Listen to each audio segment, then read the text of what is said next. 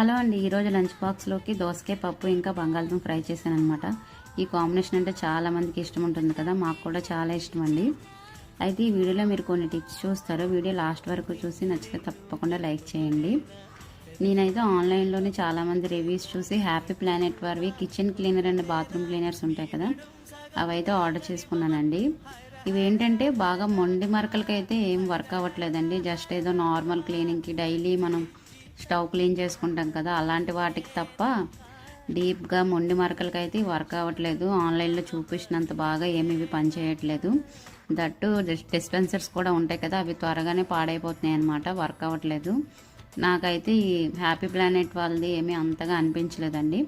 ఒకవేళ మీరు తీసుకునే వాళ్ళైతే ఆలోచించండి. ఇంకోటి ఏంటంటే మనకి రీయూజబుల్ క్లాత్స్ వస్తున్నాయి కదండి, వాళ్ళు ఏమని చెప్తున్నారంటే రీయూజ్ చేసుకోవచ్చు 50 సార్లు 100 సార్లు మళ్ళీ మనం క్లీన్ చేసి మళ్ళీ యూజ్ చేసుకోవచ్చు అని రివ్యూస్ అయితే చూపిస్తున్నారు.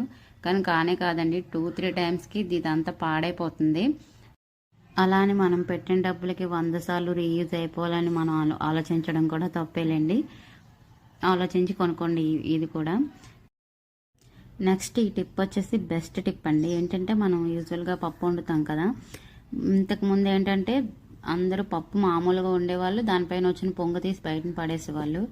ఇప్పుడు ఏంటంటే మనకు అన్నీ ఫాస్ట్గా అయిపోవాలి, అందరూ కుక్కర్లోనే వండుతున్నారు కాబట్టి దానిపైన వచ్చే పొంగు తీయట్లేదు. దానివల్ల మనకి చాలామందికి బ్లోటింగ్ లాగా అలా హెవీగా ఉండే ఫీలింగ్ వస్తుంది పప్పు తినేటప్పుడు. అలాంటి ప్రాబ్లమ్స్ ఏం లేకుండా మనం ఫస్ట్ వండేటప్పుడు కుక్కర్లోని పప్పు కడిగేసుకున్నాక కొంచెం నీళ్ళు వేసేసి హైలో పెట్టేసి స్టవ్ పైన పెట్టాలి, కూరగాయలు ఏమి వేయకుండా. అప్పుడు మనకు పొంగు వస్తుంది కదా, ఆ పొంగు అంతా తీసి బయటను పడేసి మనం తర్వాత యాడ్ చేయాలనుకున్న వెజిటేబుల్స్ అన్ని అందులో యాడ్ చేసేసి మూత పెట్టేసి విజిల్స్ పెట్టుకుంటే అది తిన్నా సరే మనకి హెవీ ఫీలింగ్ ఏమి ఉండదు, లైట్గానే ఉంటుంది.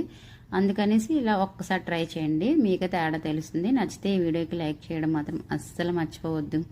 ఎందుకు ఈ వీడియో ఎలా ఉందో తప్పకుండా కామెంట్ చేయండి. Thank you.